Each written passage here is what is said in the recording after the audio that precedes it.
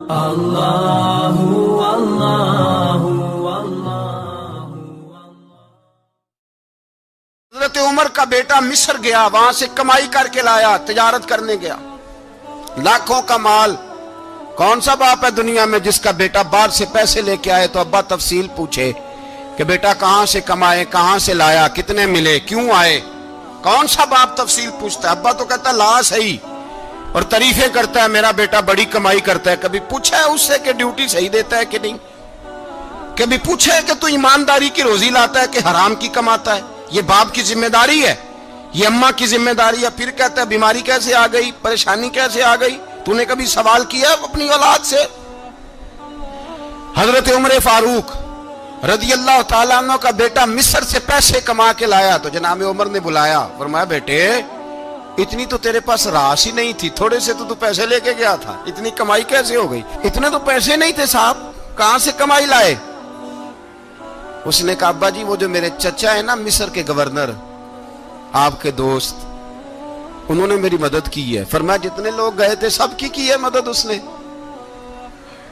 کہا نہیں صرف میری کی۔ فرمایا تیری کیوں کی؟ تیری کیوں کی؟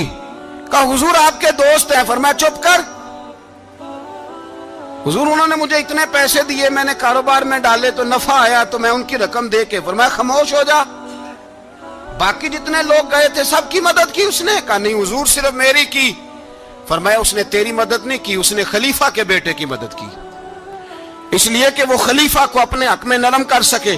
فرمایا آدھا مال تیرا ہے، آدھا مال غنیمت کا ہے، مال خزانہ کا ہے، مسلمانوں کا ہے، اس لیے کہ تو جو وہاں سے مال کما کے لایا ہے وہ اپنے باپ کے خلیفہ ہونے کی وجہ سے کما کے لایا ہے، لہذا رکھ ادھر۔ یہاں کہتے ہیں کدھر سے آیا، کیسے آیا، کون سا حساب دیں، کیا کریں؟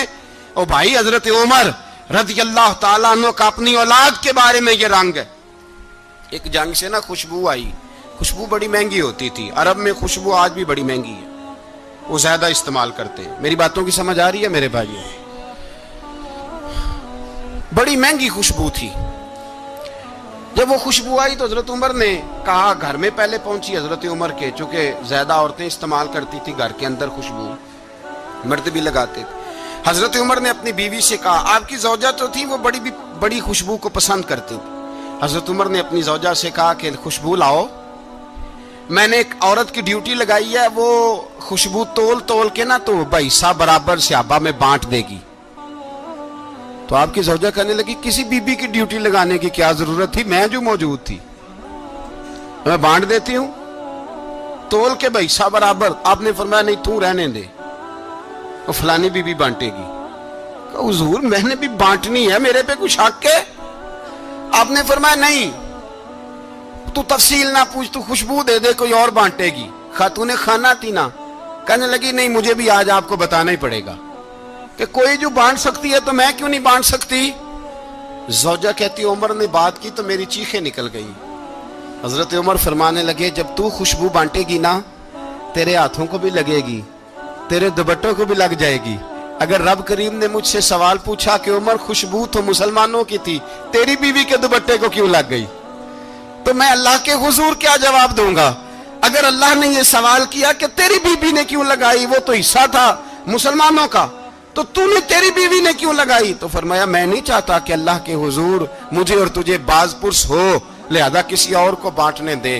زوجہ روئی اور تڑپ کے کہنے لگی عمر مجھے لگتا ہے صبح قیامت بھی تیری بیوی ہونے کی وجہ سے اللہ مجھے جنت عطا فرما دے گا، تیری زوجہ ہونے کی برکت سے۔ بھائی یہ معیار رکھا، خدا کی قسم ایسا شخص تاریخ میں دوبارہ نہیں آیا۔ اتنا بڑا آدمی، اتنا بڑا شخص، اتنا بڑا آدمی، اور پھر رنگ یہ ہے کہ عمر 22 لاکھ مربع میل کا حکمران، 22 لاکھ، اور کھجور کے درخت کے نیچے مٹی کا ڈھیلا لے کے سو گئے ہیں، پرواہ کوئی نہیں، کوئی مسئلہ ہی نہیں۔ دو غلام ساتھ بیٹھے تو ایک روٹی حضرت عمر نے گھر سے منگوائی، تھوڑا سا سرکہ، تو غلام کہنے لگے ہم نے بھی کھانی ہے۔ فرمایا کوئی حرج نہیں، روٹی کو پیٹ بھر کے کھانا ضروری تو نہیں، 3 حصوں میں بانٹ لیتے۔ ایک آدمی آیا ہوا تھا مصر کا رہنے والا ملنے کے لیے، اس نے پوچھا عمر کدھر ہے؟ تو کہا وہ ادھر جاؤ مسجد میں بیٹھے ہوں گے. اور واپس آیا تو کہنے لگا وہاں تو 3 غلام بیٹھے ہیں, ایک روٹی بانٹ بانٹ کے کھا رہے ہیں, لگتا ہے کئی دنوں سے روٹی نہیں ملی. کہا 3 غلام تو کوئی نہیں, وہاں 2 ہی تھے, تیسرے تو امیر المومنین تھے. اس نے کہا نہیں نہیں 3 غلام ہیں, کپڑے بھی ایک طرح کے پہنے ہوئے ہیں, بلکہ 2 کے تو پھر صحیح ہیں, تیسرے کے تو زیادہ ماڑے ہیں. کپڑے بھی ایک طرح کے, کھانا پینا بھی ایک طرح کا, اور ان کا نشست برخاست بھی ایک طرح کی ہے, لہذا کوئی فرق نہیں. حضرت ابو ہریرہ کہتے ہیں میں لے کے آیا, اور جناب عمر کو جب میں نے کچی زمین میں تامت سمیٹ بیٹھے دیکھا تو میں رو پڑا. میں نے اس مصر سے آنے والے کو کہا تو اس کے جلوے دیکھ, اگر اس کی ذات میں اتنا حسن ہے تو محمد عربی کا مقام کیا ہوگا. یہ مقام غور ہے, مقام غور. 10 محرم کو لوگ دیگے پکائیں گے نا, نہیں پکانی ہے؟ کوئی بول دے نہیں, ہاں نہ نہیں کر دے. پروگرام بدلیا تو نہیں دی عید کی کہ وہی کام شروع ہویا ہے لات ٹائٹ ہونے والا. کیوں جی, پکنی ہے نا دیکھیں 10 محرم کو انشاءاللہ تعالی. ہم بھی پکائیں گے انشاءاللہ, یہاں بھی پروگرام ہوگا. تو 10 محرم کو جو دیگ پکنی ہے تو ایسا نہیں ہو سکتا کہ 1 محرم کو حضرت عمر کے نام کی بھی کوئی پک جائے. اگر امام حسن حسین کے نام کی دیگیں پکیں تو جو امام حسن حسین کے سے پیار کرنے والے ہیں, جو امام حسن حسین سے, ہم لوگوں نے بھی عجیب رٹا اپنایا ہے نا. ہم لوگ بات کا ایک پہلو دیکھتے ہیں, دوسرا نہیں دیکھتے. حضرت امام حسن اور حسین کو بھی نبی پاک نے شہید کہا, اور جناب عمر کو بھی رسول اللہ نے خود شہید فرمایا. فرمایا شہید ہے, خود فرمایا اپنی زبان سے کہ یہ شہید ہے, خود میرا عمر شہید ہے. تو ان کے نام کی دیگ نہیں پکنی چاہیے, اس طرف نہیں ہماری توجہ ہونی چاہیے. اور اہل بیت نبو, یہ بات میں پہلے بھی کرتا ہوں, آج پھر کرنا ضروری سمجھتا ہوں. اہل بیت کا پیار سن لو کان کھول کے, اہل بیت کا پیار اگر ہمیں کسی نے سکھایا ہے تو سیدنا عمر فاروق نے سکھایا ہے. اہل بیت نبوت کی محبت اگر کسی نے سکھائی ہے تو کس نے سکھائی ہے؟ بول کے بتائیے. حضرت عمر نے. اہل بیت کا پیار ہمیں حضرت عمر نے بول کر کے سکھایا ہے. بھائی یاد رکھیں, کسی کی طاقت نہیں تھی دم مارنے کی حضرت عمر کے سامنے, طاقت ہی نہیں تھی. کیسر و کسرا کانپ جاتے تھے, جرت ہی نہیں کرتے تھے حضرت. اور ہمارے تو تعلقات بڑے ہیں نا غیروں سے. حضرت ابو موسیٰ اشعری رضی اللہ تعالیٰ عنہ فرماتے ہیں میرا منشی سائی تھا, وہ کاتب کہتے تھے وہ لوگ, میرا حساب کتاب عیسائی تھا. تو فرماتے ہیں ایک دن میں نے وہ سارا حساب کتاب لین دین کے حضرت عمر کو دکھائے تو فرمانے لگے جس نے لکھے ہیں اس کو بلاؤ. کہنے لگے حضور مسجد نہیں آ سکتا. کیوں نہیں آ سکتا؟ کہنے لگے وہ عیسائی ہے. کہتے ہیں حضرت عمر جلال میں آ گئے. آپ فرمانے لگے جنہیں رب دور کرتا ہے تم کیوں قریب کرتے ہو؟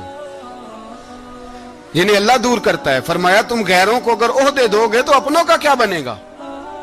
اگر تم غیروں کو عہدے دو گے تو اپنوں کا.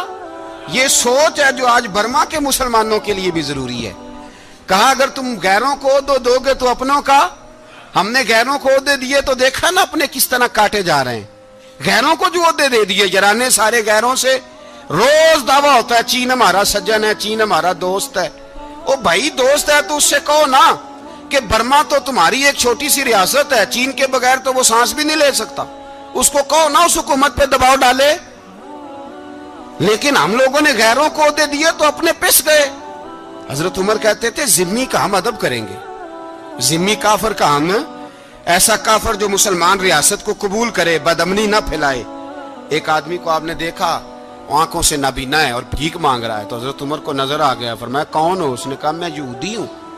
فرمایا بھیک کیوں مانگتے ہو؟ کہا جب تک تندرست تھا مسلمانوں کو جزیہ دیتا تھا, بوڑھا ہو گیا ہوں کیا کروں. حضرت عمر نے گھوڑے کی پشت پہ بٹھایا, کافر کو گھوڑے کی پشت پہ بٹھایا اور بٹھا کے مدینے لائے. حضرت علی شیر خدا وزیر خزانہ تھے. فرمایا علی اس کا وظیفہ جاری کرو. کہا یہ کون ہے؟ فرمایا یہ یہودی ہے لیکن یہ ہمیں جزیہ دیتا رہا, بوڑھا ہو گیا بیچارہ, بھیک مانگنے پہ مجبور ہے, ہماری حکومت کے اندر رہتا ہے, اس کا پورا وظیفہ جتنا خرچہ اتنا وظیفہ لگاؤ.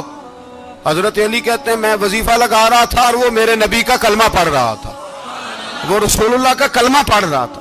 یہ مزاج, یہ نہیں کہ کافر. حضرت عمر نے گورنروں کو خط لکھے تھے کہ زبردستی کسی کو مسلمان نہیں کرنا, جہاں ان کی عبادت گاہیں بنی ہو گرانی نہیں, کوئی مندر کوئی گرجا ضائع نہیں کرنا.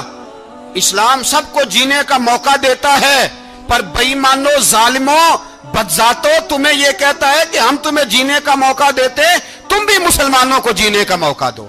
یہ جہاں بستے ہیں، جہاں رہتے ہیں، انہیں وہاں جینے کا موقع دو، انہیں بھی اللہ اکبر کہنے کا موقع دو، انہیں بھی قرآن پڑھنے کا موقع دو، انہیں بھی رسول اللہ پر درود پڑھنے کا موقع دو۔ ہمارے ملک میں عیسائی اپنی مرضی سے کھلے عام تبلیغ کرتے ہیں، یہاں تو چینل چلائے ہیں عیسائیوں نے۔ کسی مذہبی جماعت نے کبھی جلوس نکالا ہے کہ عیسائیوں کا چینل بند کرو؟ بولے نکلا ہے کہ نہیں نکلا؟ کتنے ظلم کی بات ہے۔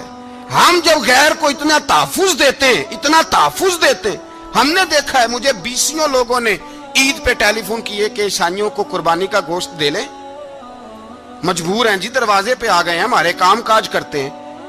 20 لوگ، عام آدمی کے دل میں ان کا اتنا جذبہ ہے، وہ مسائل کا بیان کرنے ایک علیحدہ بات، لیکن ہمارے دل کافر کے حق میں بھی نرم ہو جاتے ہیں۔ تم کس قدر زیادہ بے ایمان ہو، اور کفر کس قدر زیادہ ذلیل ہو گیا ہے کہ مسلمان کے حق میں نرم ہوتا ہی نہیں۔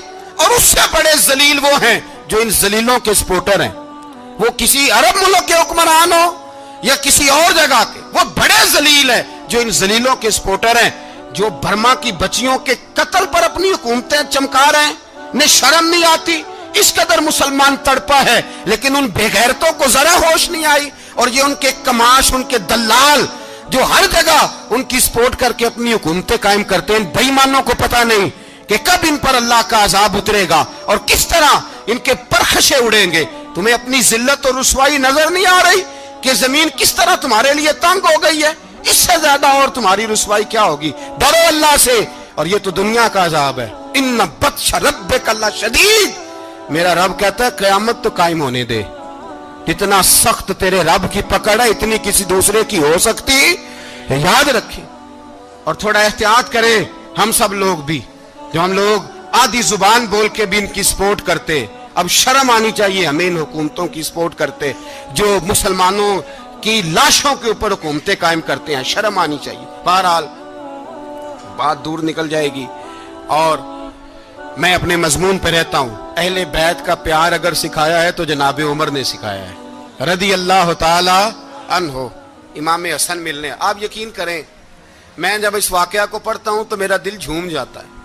میں کہتا ہوں یار، ڈاڈا ہونا اپنی جگہ پہ، عشق ہونا اپنی جگہ پہ، انسان کا باوقار ہونا اپنی جگہ، جہاں کھڑے ہونا تھا وہاں یہ کھڑے ہوتے تھے، اور جہاں جھکنا تھا وہاں یہ ان لوگوں میں اقبال نے کہا تھا، تیری نگاہ ناز سے دونوں مراد پا گئے، عقل غیاب و جستجو، عشق حضور و اضطراب۔ جہاں اگر آیا ہے سامنے کیسر و کسرا تو عمر جیسا دلیر کوئی نہیں، اگر سامنے آیا ایران کا بادشاہ تو عمر جیسا تگڑا کوئی نہیں، اگر آیا ہے سامنے غسان کا بادشاہ تو عمر جیسا عادل کوئی نہیں، لیکن اگر علی کا بیٹا آیا ہے، اگر فاطمہ کے لال پارے آئے ہیں، تو پھر فاروق اعظم سے جیسا محب کوئی نہیں، پھر ان سے جیسا پیار کرنے والا کوئی نہیں۔ اندر بیٹھے ہیں جناب عمر، اندر تنہائی میں کچھ وزیروں سے گفتگو ہو رہی ہے، میٹنگیں جاری ہیں۔ آپ کے بیٹے ملنے آئے جناب عبداللہ ابن عمر، ابا جی ملنے آئے، بات ٹھہرو، بات کر رہا ہوں، کوئی نہ اندر آئے۔ صاحبزادہ باہر کھڑا ہے، تھوڑی دیر گزری تو امام حسن بھی آ گئے۔ کون آئے؟ آپ کو جو ملے گا امام صاحب کا نام لینے سے، وہ سردار ہیں جنتیوں۔ کون آئے؟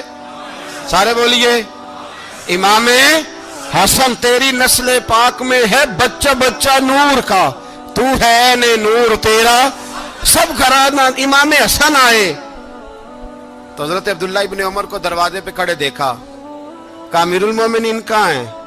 کہنے لگے حضرت عمر کے بیٹے۔ کہنے لگے وہ اندر بیٹھے، کچھ میٹنگ ہو رہی ہے، اور انہوں نے کہا کوئی اندر نہ آئے، لیکن آپ جانا چاہیں تو چلے جائیں، آپ جانا چاہیں تو، تیری نسل پاک میں ہے بچہ بچہ نور، آپ جانا چاہیں تو چلے جائیں۔ تو انہوں نے کہا جب آپ باہر کھڑے ہیں تو مجھے کوئی اتنا ضروری کام نہیں، اور ابھی زور کی نماز تھوڑی دیر میں ہوگی، میں مسجد میں مل لوں گا امیر المومنین سے۔ یہ بات کہہ کے امام حسن چلے گئے۔ یار اتنی بڑی بات نہیں تھی، اتنی بڑی بات نہیں تھی۔ وہ میرے استادوں کا بیٹا بھی آئے تو کہا ٹھیک ہے جی، وہ سوئے ہوئے ہیں، کوئی غرض نہیں یار، میں ٹھہر کے آ جاؤں گا، کوئی بڑی بات نہیں تھی، دیکھا جائے تو بڑی بات نہیں تھی، پر بات بہت بڑی تھی، اس لیے کہ یہ خالی حسن نہیں، یہ حسن ابن علی ہے، یہ حضرت فاطمہ کے لخت جگر، حضرت عمر باہر نکلے, عبداللہ ابن عمر سے پوچھا کوئی آیا تو نہیں؟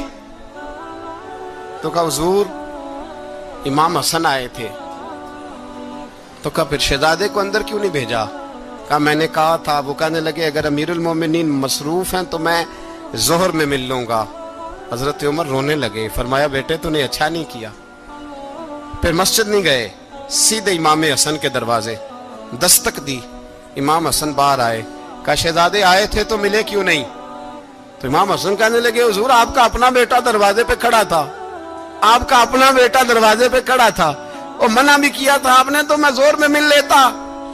حضرت امام حسن فرماتے جوش جذبات میں جناب عمر نے سر سے پگڑی اتار دی, جوش جذبات میں. کہنے لگے حسن میرے بیٹے کا اور آپ کا کیا مقابلہ؟ کیا اس کی ماں کا نام فاطمہ الزہرا ہے؟ کیا اس کی نانی کا نام خدیجۃ الکبریٰ ہے؟ کیا اس کے نانے کا نام محمد مصطفیٰ ہے؟ آپ کا اور اس کا کیا مقابلہ؟ پھر رو پڑے اور کہنے لگے بیٹے میں مکے کے صحراؤں میں اونٹ چرایا کرتا تھا, یہ جو میرے سر پر عزت کے بال ہیں یہ تیرے نانے کے اگائے ہوئے. میں مکے کے خبردار شہزادے خبردار. او بھائی اہل بیت نبوت کے ادب کا رنگ اگر سکھایا ہے تو سیدنا عمر نے سکھایا ہے. حضرت عمر فاروق اتھارٹی ہے, اسلام کی اتھارٹی. یکم محرم حضرت عمر کی شہادت ہے. یہودی بول اٹھا, کافر بول اٹھا. اگر 6 مہینے عمر دنیا میں اور رہتے تو دنیا میں کوئی کافر موجود نہ ہوتا. 6 مہینے. اور جب اس بطل جلیل کا جنازہ اٹھا, اللہ بخاری پڑھیے نا, اللہم ارزقنا شہادت فی سبیلک, اللہ بسترے کی موت نہ دینا, شہادت کی دینا. عمر شہید ہوئے, مسجد نبوی میں نماز پڑھاتے, اور جب جنازہ اٹھا تو مدینے کا پھر پیچھے جو دلیر بچے وہ مولا علی تھے. مولا علی, جناب عمر کا جنازہ اٹھا تو سب سے پہلی ہائے جو نکلی وہ حضرت علی کی زبان سے نکلی, اور حضرت علی ساری داڑھی آنسوؤں سے بھر گئی. لوگوں نے کہا کہ علی کیا ہوا؟ فرمانے لگے تم دیکھ نہیں رہے جنازہ کس کا اٹھا ہے, پلٹ کے دیکھو تو صحیح, تمہیں پتہ نہیں یہ کون گیا ہے؟ کہ حضور کیا ہوا؟ آپ فرمانے لگے عمر اس طرح کے کام کر کے گیا ہے, اب ان کے رستوں پہ کون چلے گا؟ کون اس کے جگر راہ وفا میں؟ میں نقش ایسے چھوڑ آیا ہوں, میں جس منزل سے گزرا ہوں وہ اب تک یاد کرتی ہے. حضرت علی حضرت عمر کے جنازے پہ کھڑے ہو کے کہتے ہیں اللہ مجھے اس طرح کے عمل کرنے کی توفیق دے جس طرح کے عمر کر کے گیا. میرے بھائی بطل عزیز, بطل حریت حضرت عمر رضی اللہ تعالیٰ عنہ جو اپنی زندگی انقلاب والی گزار کے گئے. عمر جب دنیا سے گئے تو 80 دینار کا قرضہ تھا, 22 لاکھ مربع میل کا حکمران, اور اپنے بیٹے سے کہنے لگے بیٹے کوشش کرنا تیرے خاندان والے مل کے میرا قرضہ اتار دے, میری قبر پہ بوجھ نہ رہے, اور اگر خاندان والے مدد نہ کریں تو میرے دوستوں سے بات کرنا, وہ مدد نہ کریں تو پھر علی سے بات کرنا. ان کا پیار آپس میں اتنا, اور تو اختلاف ثابت کر رہا. 80 دینار کا قرضہ چھوڑ کر حضرت عمر دنیا سے گئے, اور جاتی دفعہ کہہ گئے میرے بعد میرے بچوں کو حکومت کے مشورے میں بھی شامل نہ کرنا, حکومت کے مشورے میں بھی میری اولاد شامل نہ ہو. اتنا بڑا شخص اتنا بڑا رنگ دے کے یکم محرم کو جب عمر فاروق کا وصال ہوا تو بیٹے سے کہنے لگے اماں عائشہ سے جا کے کہو میرا بھی نبی پاک کے روزے میں دفن ہونے کو دل کرتا ہے. ایک قبر کی جگہ ہے اماں جی نے اپنے لیے رکھی ہے, بخاری ہے بخاری. حضرت عائشہ کے پاس صاحبزادے گئے, کہنے لگے اماں جی عمر کو زخم لگ گیا ہے, حالت بڑی پریشانی والی ہے. وہ کہتے ہیں اگر اماں اجازت دیں. سید عائشہ رو پڑی, فرمانے لگی کہ وہ اپنی قبر کی جگہ تو نہیں نہ کسی کو دیتا, پر عمر نے کمال ہی بڑا کیا, اسے کہو جاؤ گنبد خضرا میں قیامت تک جو مصطفیٰ پہ اور ابو بکر پہ سلام پڑے گا وہ تجھ پہ بھی سلام پڑھ کے جائے گا, جاؤ میں نے جگہ دی. اور اگر آپ نے ابھی تک ہمارا چینل سبسکرائب نہیں کیا تو فوراً سبسکرائب کیجئے, ساتھ ہی بیل آئیکن پر کلک کریں تاکہ مزید آنے والی ویڈیو ہے وہ آپ کو وقت پر